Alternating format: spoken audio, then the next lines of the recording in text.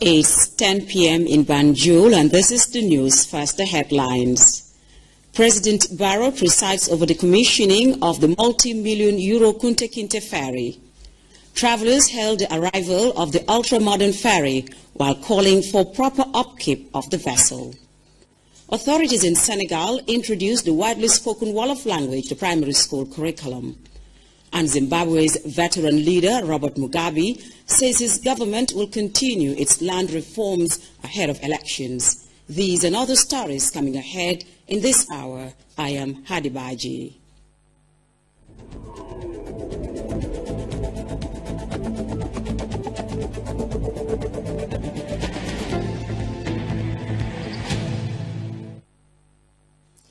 The Banjul-Barra ferry crossing got a huge boost with the commissioning of a new ferry by the President, His Excellency Adama Barrow, at a grand ceremony held at the Gambia Ports Authority.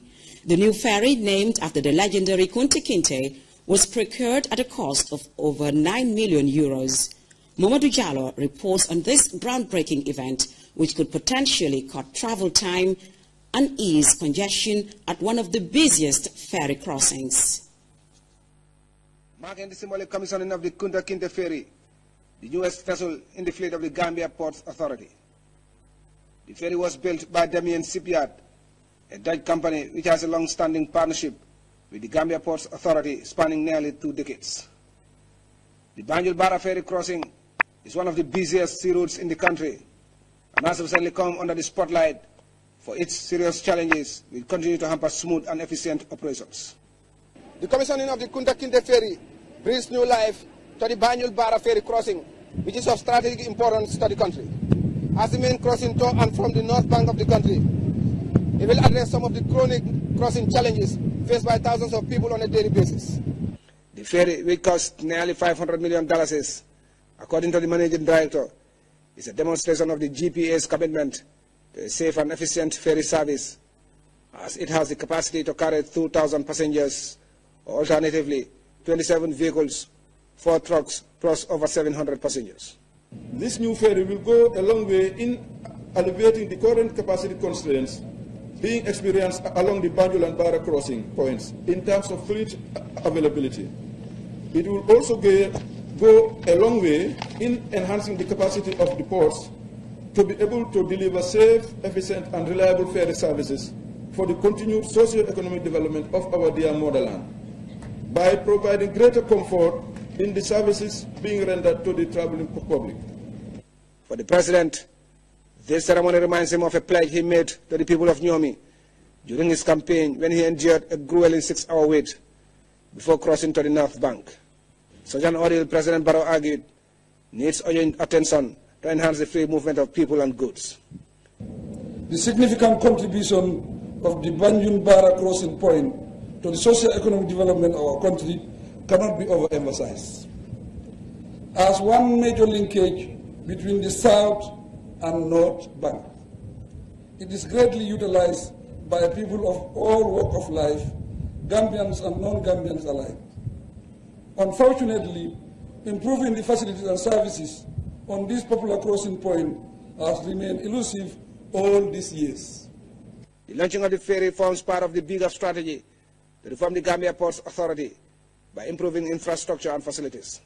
I cannot emphasize more the importance of having a functional shipyard to accompany the investments, not only on the ferries, but also GPA fleet of vessels.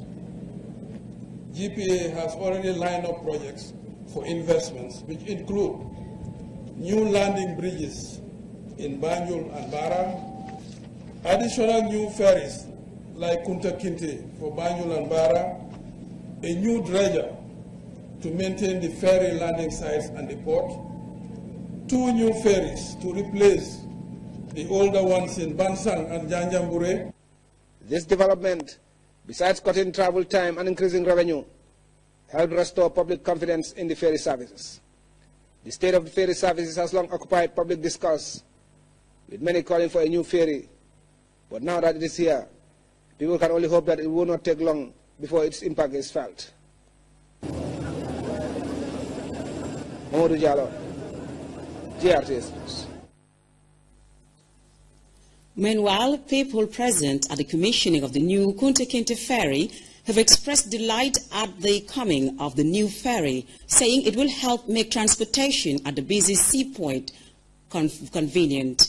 Abdullah Baji reports. The highly used ferry has added Kunta Kinteh to its traffic. The colorful ceremony held at the Banjul seaport was witnessed by the President, senior government officials, diplomats and members of the diplomatic corps, amongst others. Speaking to GRTS, a former parliamentarian said the ferry services will help in improving the lives and livelihood of the people, especially those living in the North Bank region. When I asked, the loading capacity for passengers is about 2,000, all provided with life jacket, is marvelous. It is important in this generation because it will create a base for economic development. The commissioning of the ferry is hailed as a milestone and will drastically reduce the workload on Kanilai and Johe ferries in the traffic. This is a very important day and a milestone for the development of ferry services in the Gambia. I have witnessed when the Kanilai was also inaugurated. It was a milestone. So this one is equally and more importantly to meet the demands, the ailing demands of the public service, most particularly for the development of tourism and the private sector. He used the opportunity to urge personnel of the Gambia Port Authority to carry out maintenance services as stipulated, while urging the public to use Kunta Kinteh with care.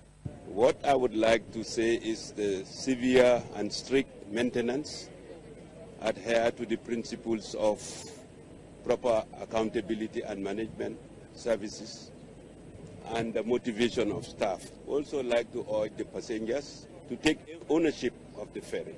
The commissioning of the Kunta Kinteh ferry is expected to ease the transport burden of people moving from the Banjul seaport to access other areas of the country and beyond. This ferry, however, has the speed to ply from Banjul to Barra within 20 minutes. Reporting for GRTS News on board the Kunta Kinteh ferry, I am Abdullah Baji. Senior officials from government institutions and the private sector have been discussing ways of tackling poor attitude towards work and other critical issues. The forum was organized by the Gambia Chamber of Commerce and Industry. By Ibrahim Cham reports.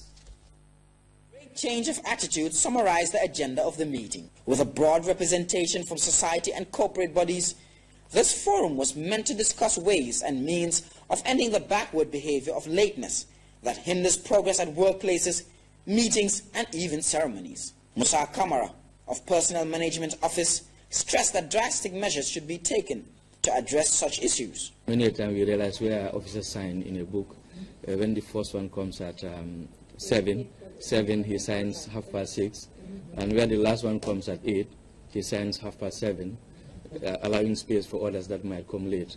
So we have a clocking device where you clock in and clock out at PM, yeah, which we intended to roll out to MDAs. So periodically we would print it and then review it, and then those that are frequent latecomers be admonished.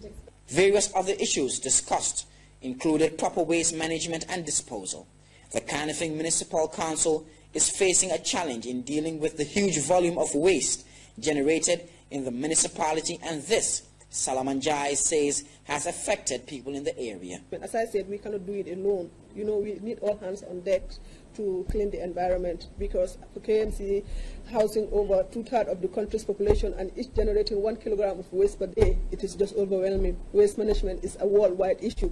To tackle this problem, experts believe the space must be given to private companies specialized in waste management practices. Some 5 months ago, when I came to this country after almost 16 years being away, I have had the opportunity of interacting with some young Gambian investors from the diaspora who are interested in investing in renewable energy. And the essence of that particular project is to transform the entire waste that has been generated. And they need more. They even have the capacity and the plan to go to private homes, you know, drill the septic tanks and then transform this into renewable energy. The councils, I mean, I've already talked to the Ministry of Finance about this, is to see how we can help you generate more funds, but then you can also be accountable to the people. We have what we call tax governance project that we want to do here. I was in charge of a project like this in East Africa and then also some parts of Southern Africa, where we use the media to encourage everybody to pay tax. But when we pay tax, we also demand, you know, accountability and transparency in the way these tax funds are managed. And the way we do it is that we'll give you an app, so that now, from now on, everyone who is paying tax, your telephone number becomes your identity. Fatim Badi raised the attention of the authorities to imported products, mainly used items considered as commercial goods, whilst adding that the disposal and burning of certain materials can cause serious health hazards. It's the area of dumping of imported goods. Now, we have to be very conscious of that. There's a lot of containers of items that are rubbish who are being dumped in the Gambia. And we think it's helping commercially, but what it's doing is it's just a gateway to dump such products that have been wasted in other countries, especially in the West and into Africa. And this is something that we need to be conscious about, because such products cannot be utilized. If you burn them like we do locally, it could cause a lot of fumes that could lead to so many different things. The multi-sectoral meeting was organized by the Gambia Chamber of Commerce and Industry. It's become endemic recently that every event starts 2-3 hours late. That is, to my mind, irresponsible on anyone who has an event at an appointed time and gets to it 2 or 3 hours late. With regards to the waste management, again, we must say since the stopping of the settle, even though it was wrong in many ways the way it was done, we feel had made some tremendous difference to the environment. So sadly, over the last few months that we have not had the settle, we've seen a significant deterioration of waste management and rubbish being dumped all over the place. The essence of the meeting was to come up with practical solutions to ensuring a change of attitude towards work, which is expected to impact on the improvement of services in the country's workforce. By Ibrahim Cham, GRTS News. Vision Development Foundation has been reaching out to different communities across the country. The foundation's latest Ramadan presentation was held in the West Coast region. Aissatou Jata reports.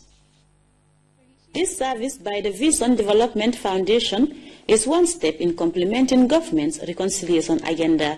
This distribution of bulls to several communities across the West Coast region, KMC and BCC, is a move in the right direction.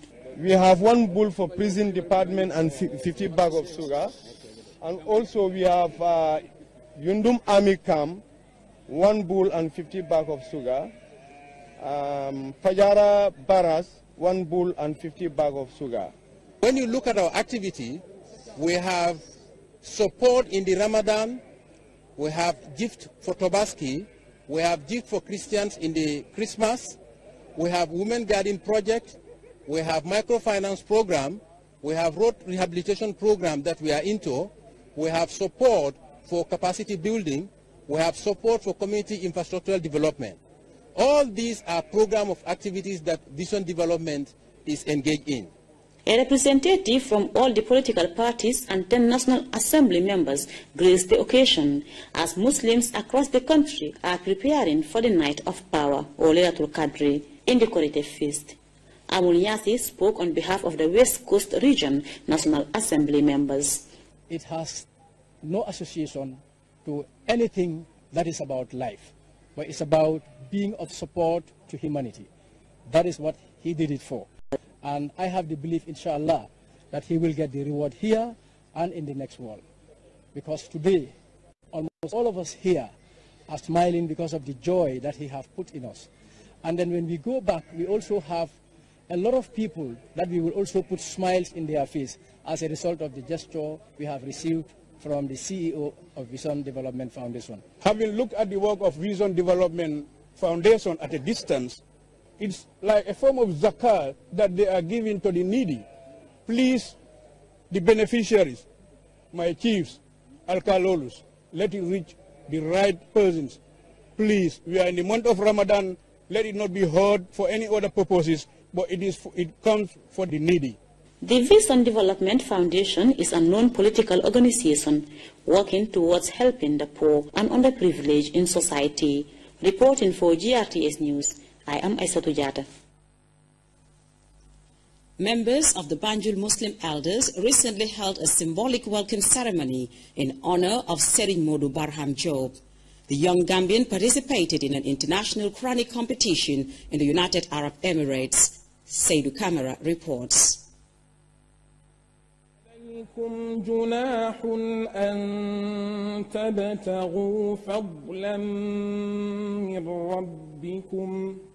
native has raised the Gambia's profile after coming third in an international Quranic competition in Dubai. 106 countries across the world took part in the high-profile competition. The young man came third behind the eventual champion from Bangladesh. This year's competition was the 21st edition, and it provided an opportunity for many participants to showcase their talents. And after returning to the Gambia, Modou Barham was honored by Banjul Muslim community, led by the elders of the city. The young man and colleagues later took part in congregational prayers at the King Fahad Mosque. Banjul Muslims elders held all those who took time to take part in the event. At the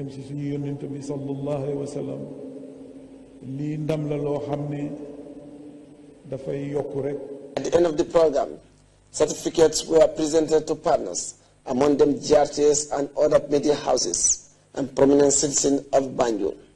وسلام على المرسلين والحمد لله رب العالمين.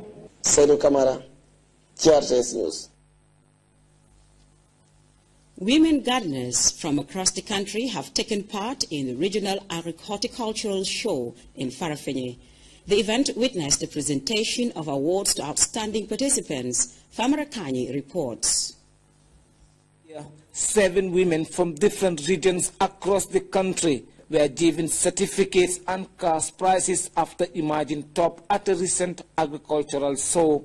These opportunities cannot be fully employed if we continue to leave this important sector to be attended and be salvaged by our women. I would therefore call on the men to fully participate in the horticultural sector so that the activities or the developments that are being harnessed by these women is being augmented by their men folks. The show is one of the biggest platforms under the Ministry of Agriculture that provides women gardeners the opportunity to showcase their farm produce. This is something that can link producers to the market and also to buyers. Just to mention, Mr. Chairman, GCAF project is a World Bank funded project with the government of the Gambia to the tune of $90 million. And it is focusing on 2 commodities which are very important to the Gambian diet. This is rice and horticulture. This year's winners were 7, 2 out of whom were graded grand winners. Kambala Fati of the Central River region, who won the prize for the Women Gardeners Award 2017, went home with a cash prize of $4,000 and a certificate. It was, however, a joy for her, being the first time to win such an award. Kambala is determined to do better in the coming years.